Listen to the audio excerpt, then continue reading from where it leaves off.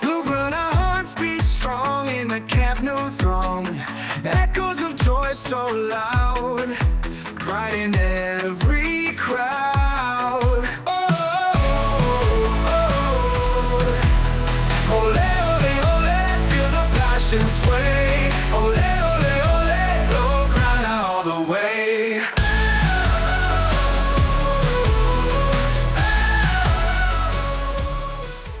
All right, so we're diving deep into football tactics today. Specifically, Hansi Flick's approach at Barcelona. Okay. And you know what's really caught my eye? It looks like he's using VAR to his advantage. Which most people think of that as like something disrupts the game. Yeah. So we've got post-match interviews, tactical analysis, even some stuff on social media, some debates going on. Wow, a lot to unpack there. Yeah. It's interesting, Flick is turning this thing that people criticize, this interruption, into something positive. Exactly, and it's working. Yeah. I mean, think about that El Clasico match where Barcelona they crushed Real Madrid 4-0. Oh, yeah. And it wasn't just the score, it was the way they played. Ooh. Every analysis I've seen is about how dominant they were. Total domination. Can you imagine being there, watching Real Madrid, who are known for their attack, just getting completely shut down? It was a masterclass tactically, and a big part of it was that risky decision to use the high defensive line. Yeah, the high line. So imagine, for anyone who's not super into tactics, imagine defenders pushing way up the field. Right. Almost into the opponent's half. Yeah. So the idea is to compress the space, force the attackers to make decisions quickly. But to pull it off, you need those offside traps. Those are really risky. Yeah. Like one wrong move, and there's a huge hole in your defense. Absolutely. And a team like Real Madrid, they've got speed, Those forwards can exploit any mistake. Oh, yeah. I even read that some Barcelona fans were nervous going into that match, especially against Real Madrid. Yeah, that makes sense. So high risk, but also potentially a huge reward. But here's where it gets really interesting and where VAR comes in. So one of the analysts, he was saying that Flick seems to be using VAR to his advantage with this high line. Okay, I'm intrigued. How so? So think about those few seconds. Well, VAR checks for offside. It's basically a pause, a moment to analyze and adjust, almost a mini timeout. Ah, I see. So instead of getting frustrated by VAR, Flick is using it. He's making it work for him. Exactly, turning it into a tool for real-time strategy. Yeah, I mean, it's clever. Those seconds, they seem like forever to the fans, but for Flick's team, it's valuable time. Right. They can see where everyone is, adjust their line, and reset that offside trap. And it's working. They had 6 successful offside traps in the first 25 minutes against Real Madrid. Wow. That's not luck, that's calculated. Absolutely, he's disrupting their rhythm. He's hacking the system, using the technology in a way nobody expected. But I think there's more to it than just the tech. There's got to be a psychological element too, right? Definitely. Imagine you're a Real Madrid attacker. You think you're clear through, goals in sight, and then offside. Oh, that's frustrating. It happens again and again. You start to hesitate. You're not sure when to make the run. Yeah. And suddenly, Real's attack is predictable. Their rhythm is gone. That's exactly what Barcelona wants. Their defenders can close the space, control the pace of the game. Exactly. And we see it in the sources. There are quotes from players, Lewandowski, for example, who talk about feeling really confident in Flick's system. So it's not just about the tactics themselves, it's about the confidence, the understanding that the players have.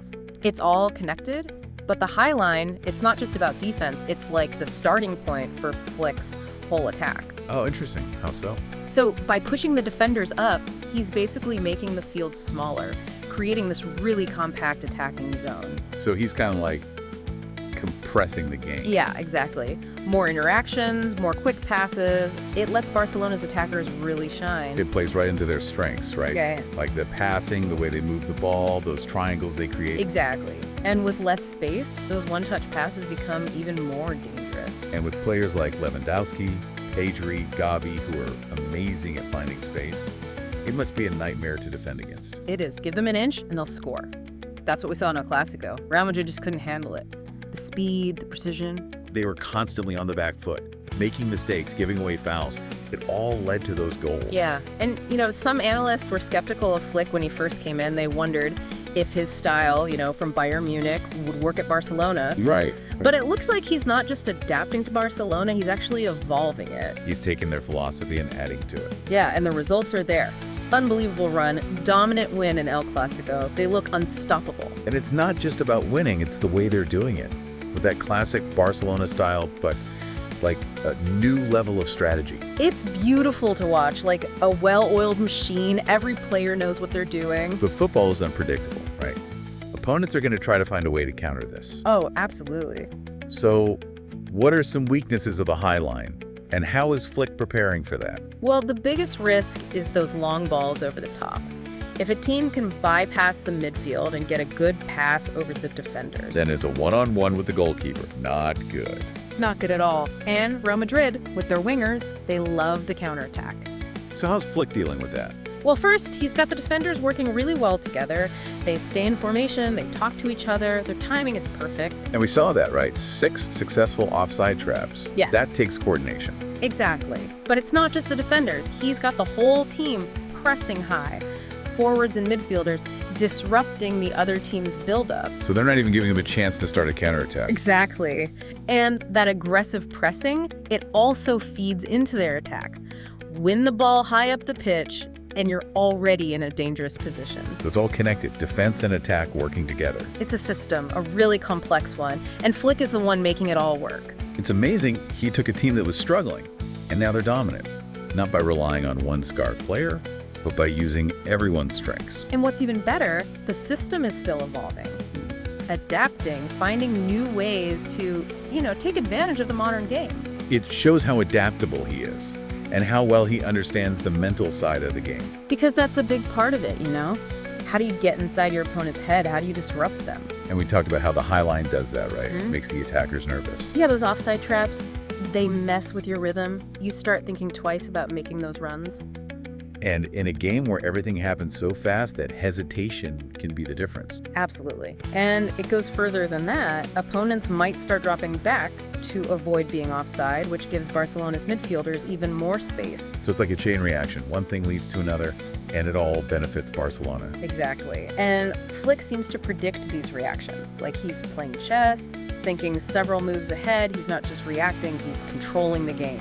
He's making the other team play his way. Yeah, and that's what makes him so brilliant. He's not just a manager. He's like a tactical innovator, a master of mind games. He really gets the game. But, let's go deeper than just the big picture. Let's look at some of the specific decisions he makes, the ones that really show his genius. Okay, I'm ready. So one example that stands out is his substitutions, especially in that El Clasico.